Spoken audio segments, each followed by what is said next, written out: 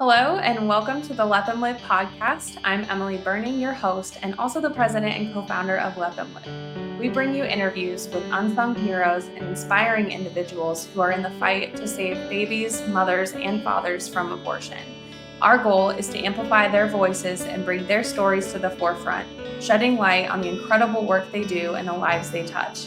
This is more than just a podcast. It's a platform that allows everyone to share their pro-life stories and inspire us to passionately continue advocating for life.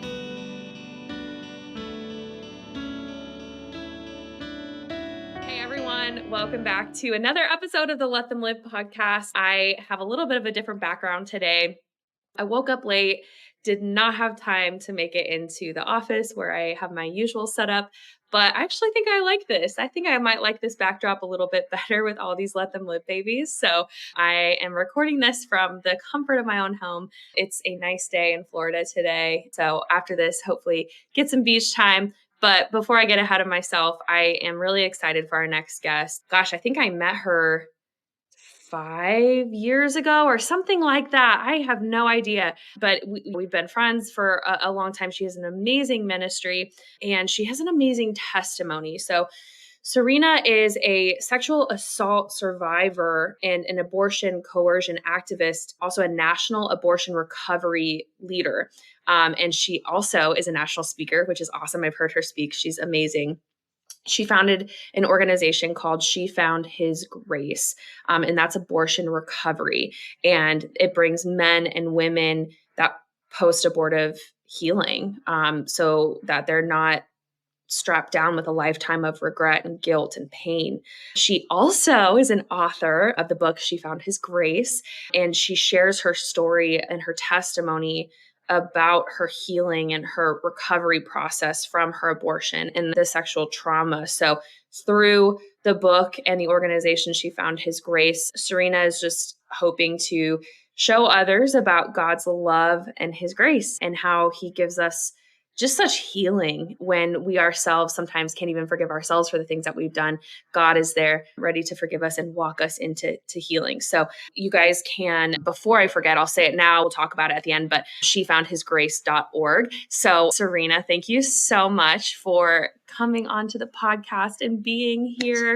Thank you. Thank you. It's such an honor. And yeah, we connected, I don't know how long ago, but God had a purpose for that. And so I'm so thankful.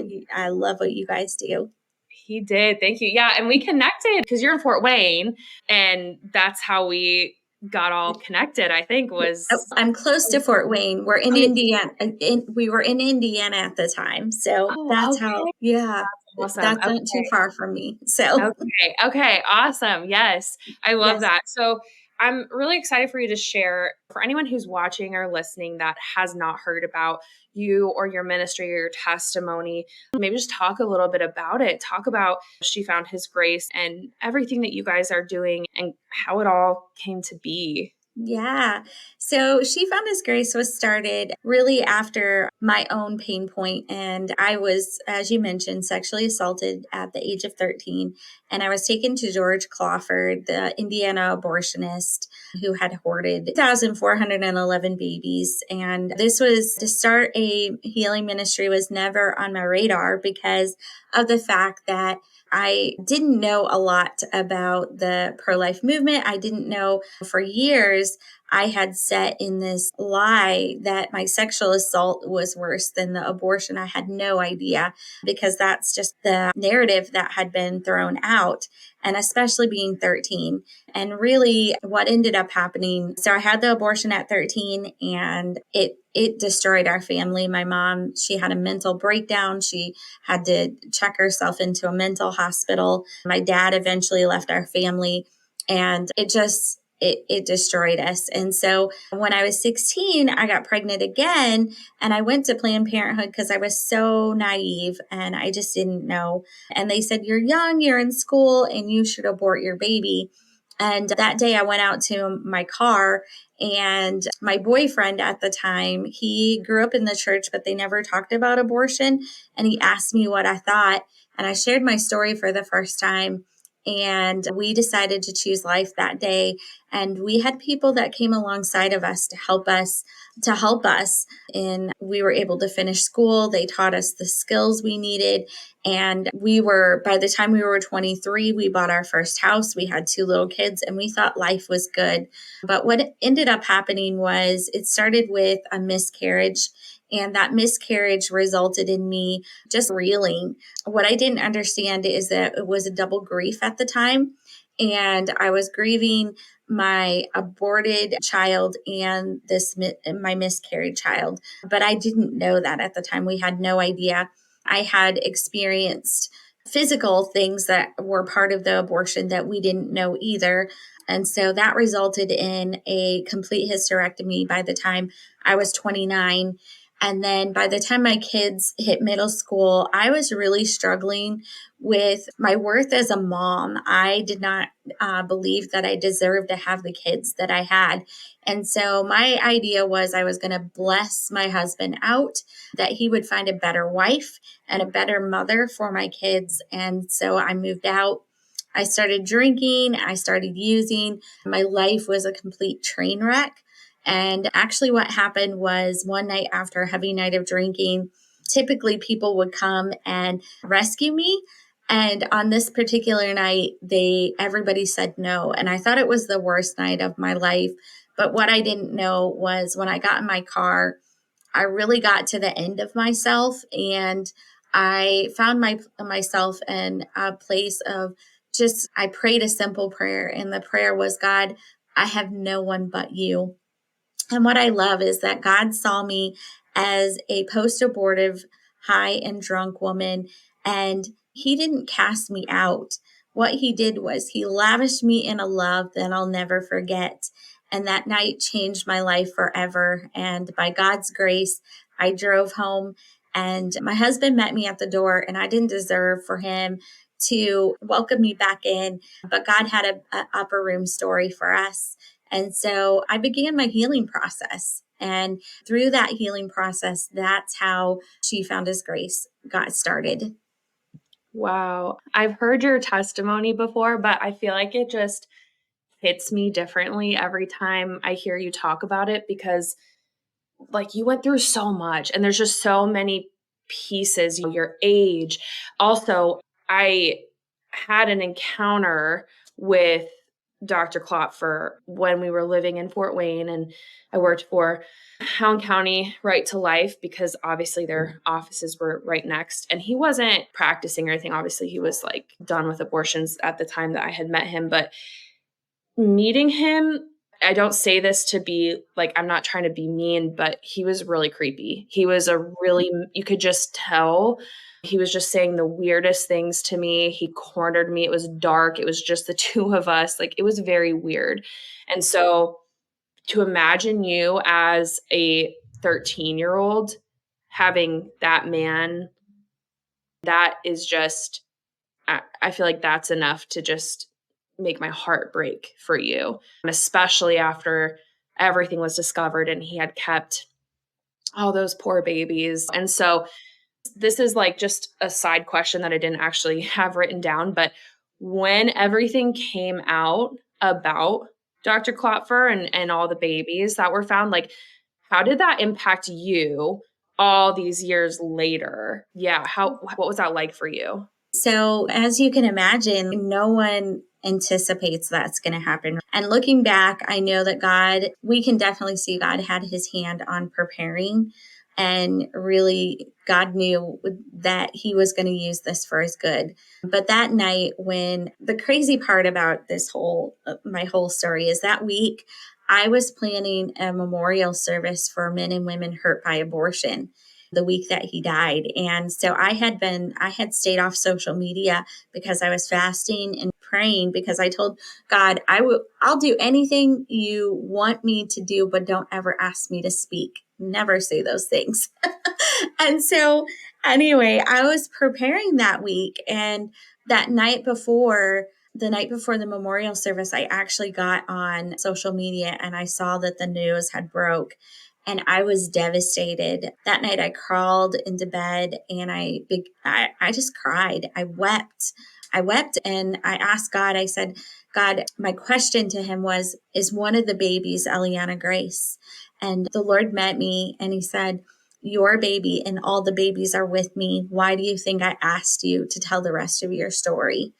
And that really compelled me to keep on this mission of telling my story and saying, people need to hear this story.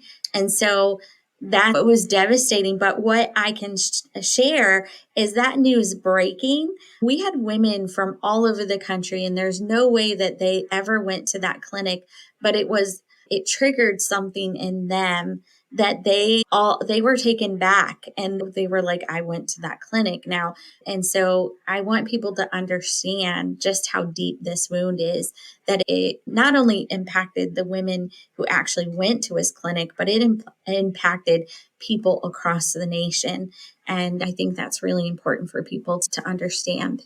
Yeah. Yeah. That's definitely brought a whole lot of things out of the woodwork, and your story is so unique with it. But I find it really amazing that despite all of the trauma that you went through, despite the drugs and the alcohol and your worth. We were just talking about this before we hit record, like how we tie our worth into things, and to hear you talk about how you crawled out of that such a dark place and started She Found His Grace. I love for you to share more about She Found His Grace and just what that was like for you. I bet it was just a breath of fresh air to finally be like, I'm okay. And just share that with other women. So yeah, Yeah. talk about it.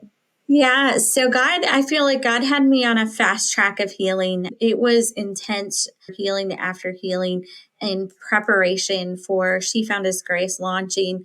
And I've never planned to start She Found His Grace. And what ended up happening is the world shut down in 2020. And what ended up happening was that we were flooded with men and women all over the globe who were reaching out, who had heard my story, and they were like, we're hurting from abortion. We need help. And I remember my husband and I just looking at each other and we're like, okay, is this what God's calling us to do? And so we stepped out in faith, and we started She Found His Grace Abortion Recovery. We started it online because, like I said, everything was shut down. And what we found was that there are women and men who feel very comfortable sharing their abortion wound behind a screen before they'll ever step into a space, before they'll step into the space, go into a building, because of all the fear, all the shame. And so it's been really awesome to see how God is working that out. And so we offer online classes. We also offer in-person classes as well. And we serve men and women all over the globe. And we take them through a pretty intense biblical study. Our women's program is 24 weeks and our men's is 14. And so it's meeting once a week. And what I love is the community. There are so many men and women who have abortion in their past that feel like they don't have a place, and they're looking for that community. And we offer that community. It still blows my mind that men and women will travel all the way to Indiana to just hang out with their tribe, and they want to be with their tribe and their community. And we are so blessed because really God has developed a family across the world that we get to love on. I love this because I feel like we're the same, because our stories are so similar, right? Like, we're in this with our husbands. We're like, should we do this? Is this what God is calling us to do? And it's online, and it's kind of a weird new concept for the pro-life movement a little bit, where it's like, wait, you don't have a brick and mortar? It's just online. You know what I mean? And the fact that you guys are reaching so many people, and not just women, but men, is so amazing, because our world needs that healing. And I've had conversations with donors, and they'll say, Emily, I've never told anyone this, but I had an abortion. And they're at this point where I talked to a donor who's 60 something, and she's never had any healing from that. And so then I was like, you need to check out She Found His Grace. It doesn't matter what age you are. And I'm sure, like, maybe talk about What is the age range? Do you just get a variety of people? Like how often, like how soon after someone's abortion do you see them coming looking for healing? Yeah, what does that look Yeah. like? So we've had women who, for 40 years, they've held on to that secret and never told anyone, completely tormented, nightmares, the whole gamut. And finally, they get the courage to reach out. And by the end of it, they have freedom. They're able to tell their family, they're able to grieve, because I think there's a lie that they're not able to grieve. And abortion is child loss. And we need to recognize that people do grieve from that. And so, yeah. And so then they're able to share with their families, but also something that we're seeing with the abortion pill, we're seeing those ladies quicker. And the trauma is on the next level with that because they're their own abortionist and their bathrooms become the abortion clinic. And before there was someone else doing the abortion, but now they're the ones that are doing it. And so we do see those ladies sooner.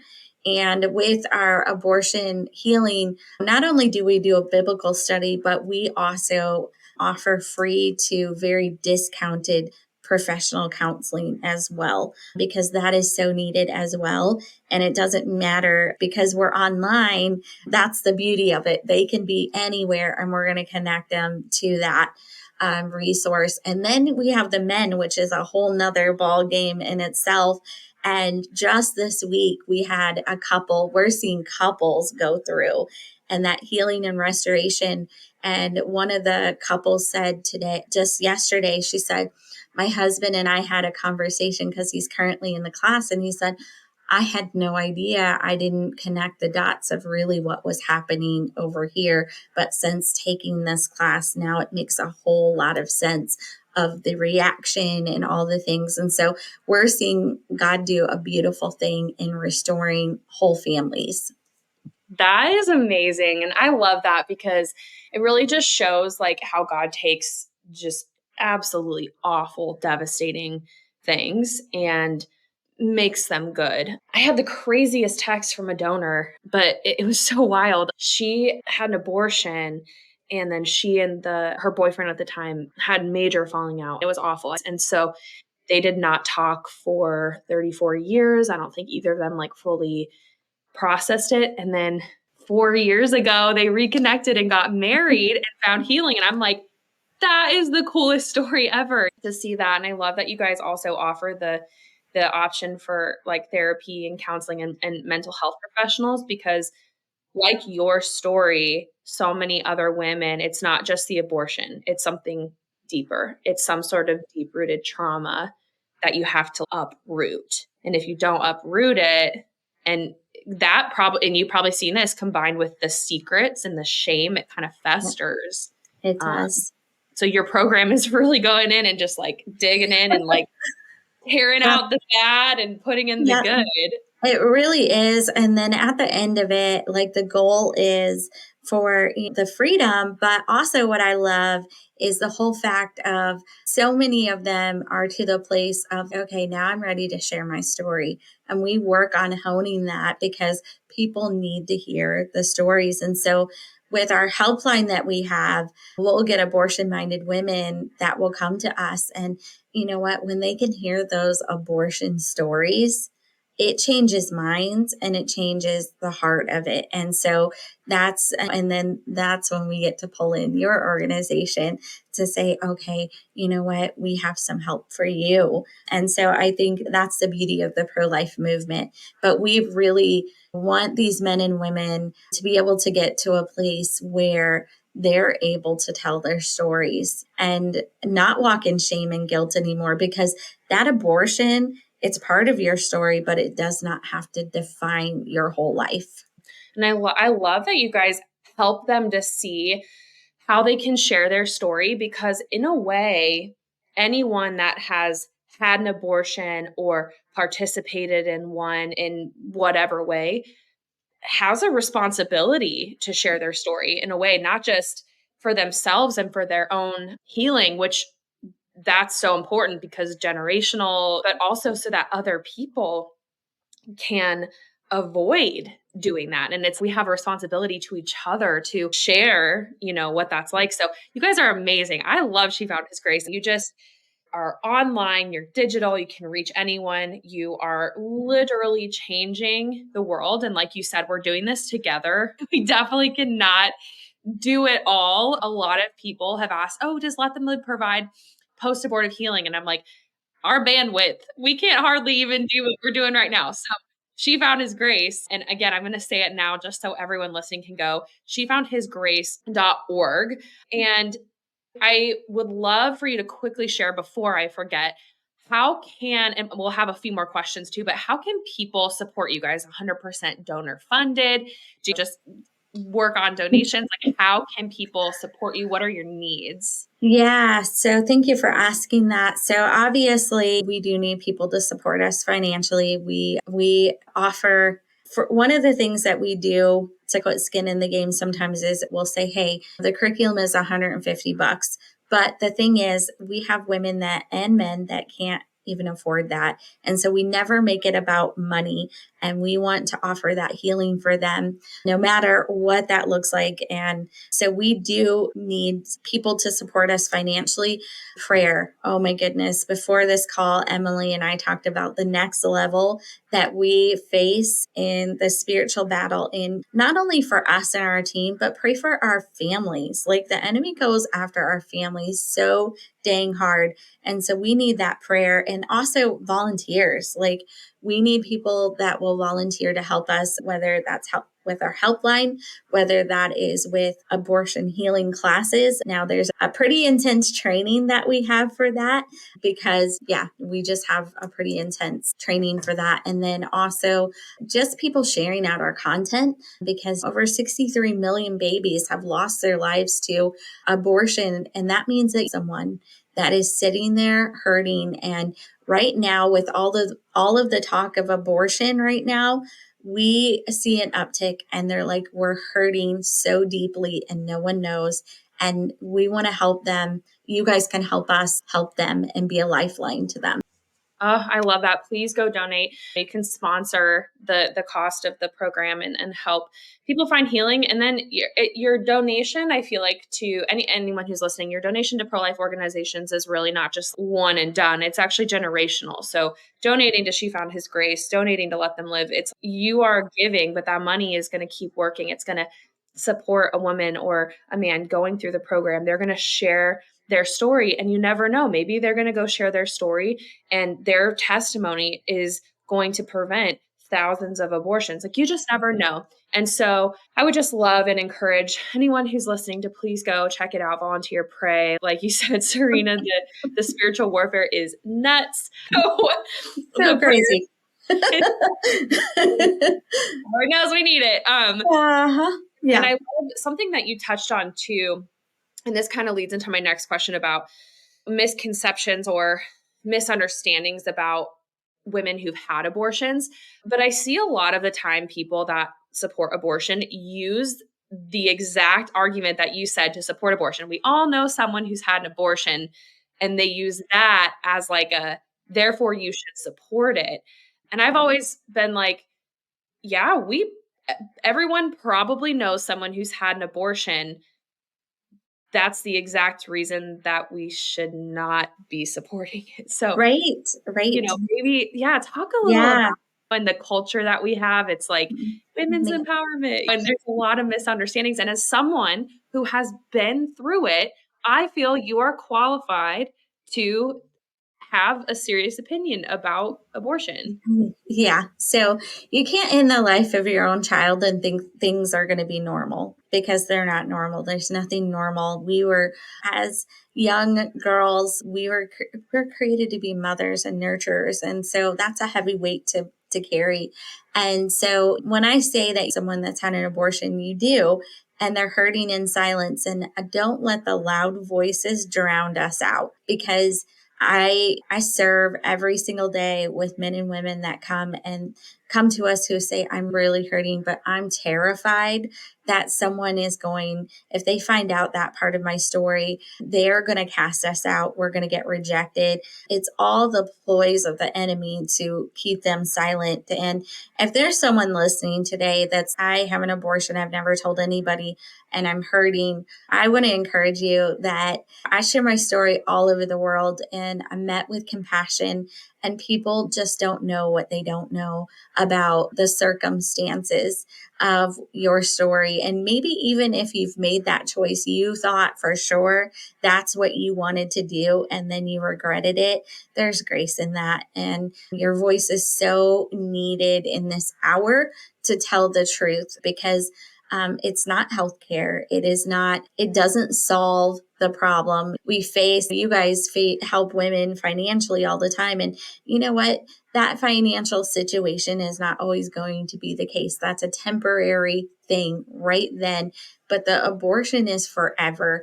And so with the Christmas season and the holidays, you know what? There's a missing person that's not at our table. And we forever wonder who they would have been, what they would have been doing. And that's something you live with forever. And so if someone is just stuck in that, then healing is so needed. And to help someone not walk through that pain point is so needed. Yeah, I think that's a really good point. And it it reminds us of the severity of abortion, because I feel like I said, we live in this culture where abortion is just considered this. I think Elizabeth Warren said something like, it's just like getting your tonsils out or something. It's just cavalier. And I can't understand this. So maybe you can talk to this as someone who has been through that and has, felt the trauma of abortion.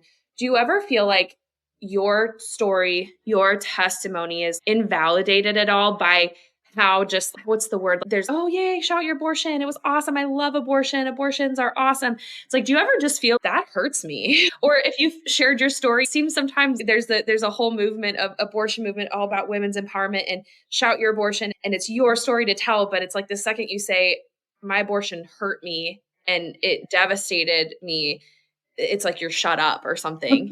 So our team's crazy enough that we went to the Women's March. Oh my gosh. And we loved it. We loved it because we kept the main thing. And what we did was, when someone would come at us and they wanted to engage in an argument, really, we would just say, hey, actually, we're just here because we were hurt by abortion, and we just want to give information just in case that's a pain point for you too. And you know what? The conversation and the narrative changed when they started connecting dots. Cool story. I'm going to tell you, you can't even make this up. So this lady comes at me. She's probably 60. And she's, what about abortion? No, what about birth control? Sorry. What about birth control? And I said, I'm just really here to give information for, I had an abortion. It hurt. And we're just trying to give information out. I said, I'm not even going to touch that topic. This is why I'm here.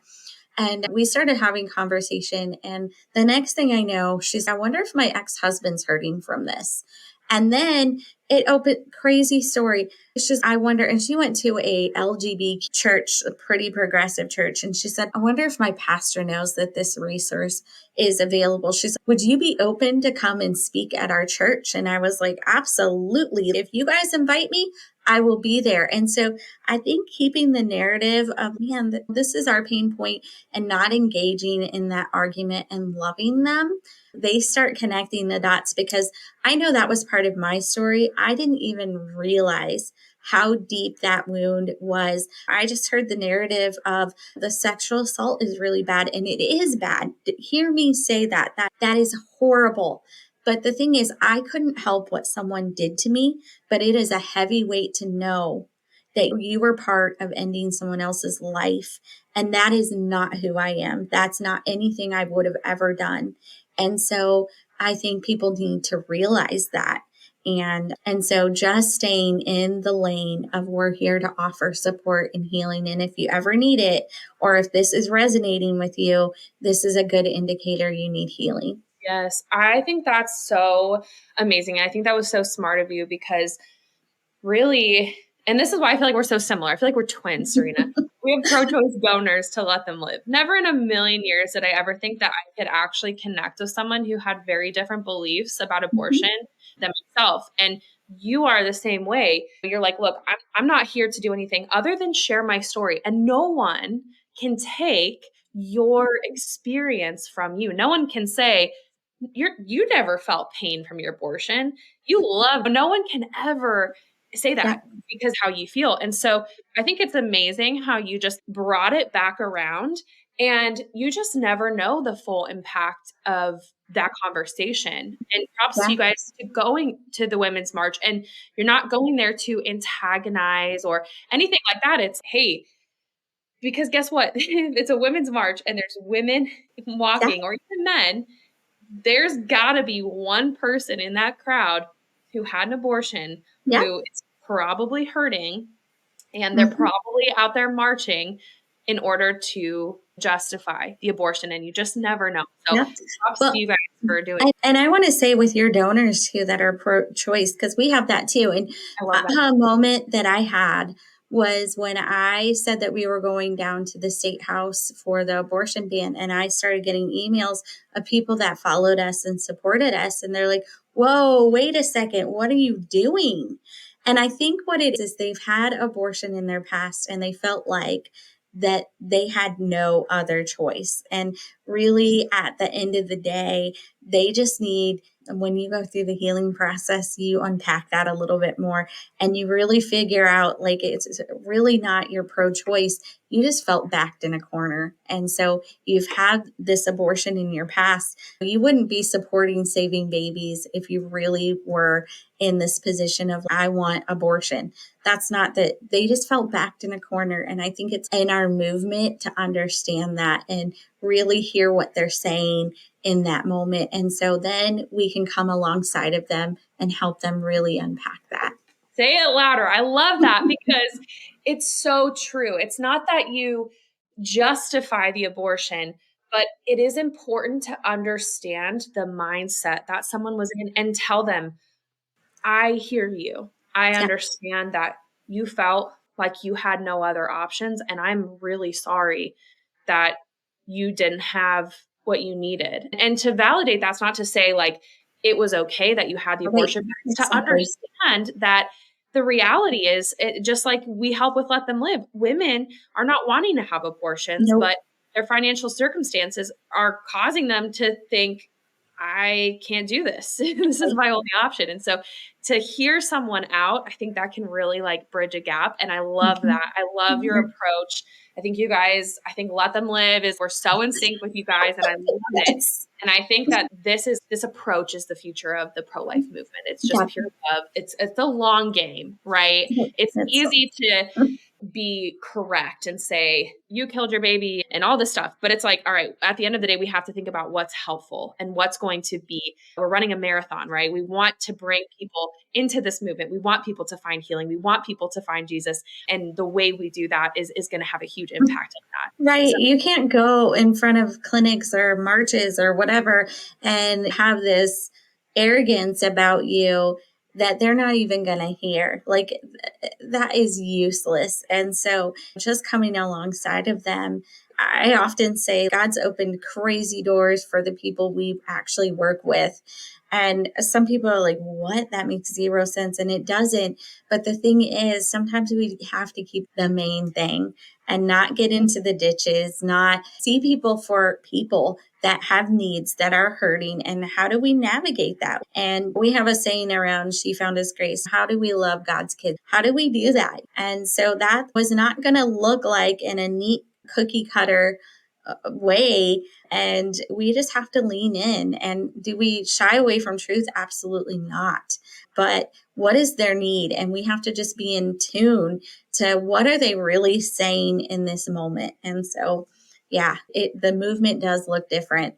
I love that. That's amazing. And I guess I just have one last like question and we can wrap it up. But in the beginning, you had mentioned that your abortion, it really like just destroyed your family. And I just wanted to see what's your relationship like now? Has there been healing? And I guess along the same lines, our family is the community around us as well. And so how have you seen like just people surrounding these women and men help in their healing Yep. journey?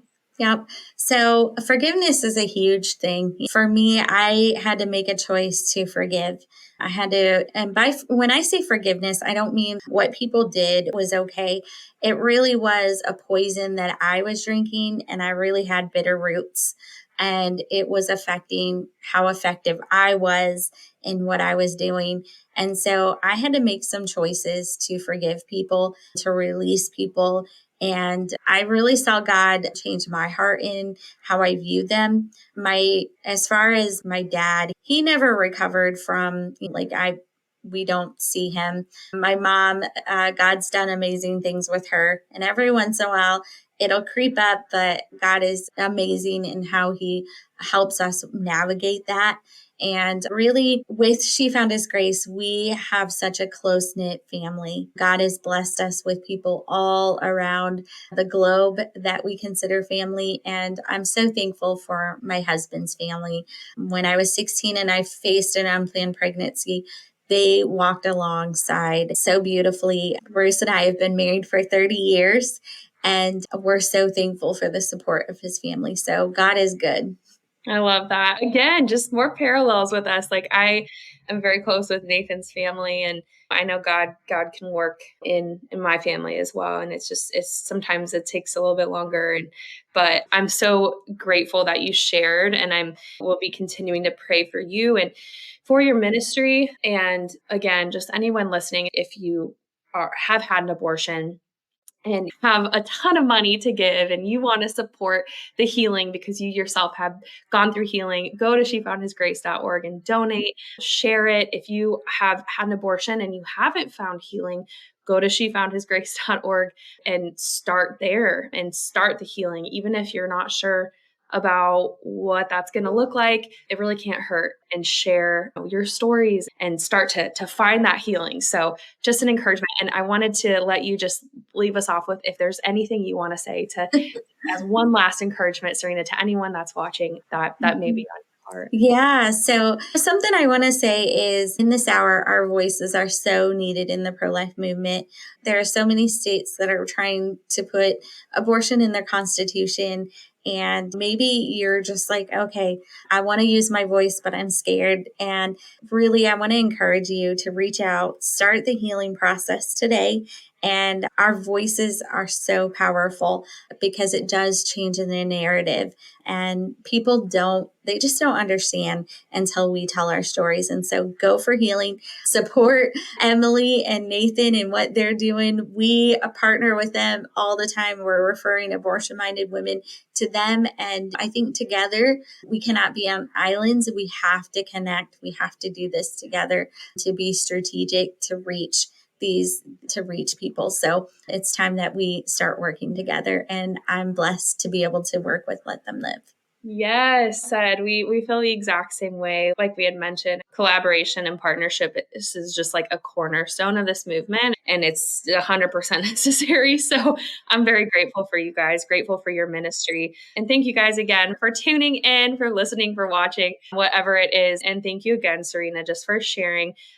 This is not something I thought about till just now, but if someone wants to book you as a speaker to share your testimony because they're so wowed by it, like I am, how would they do that?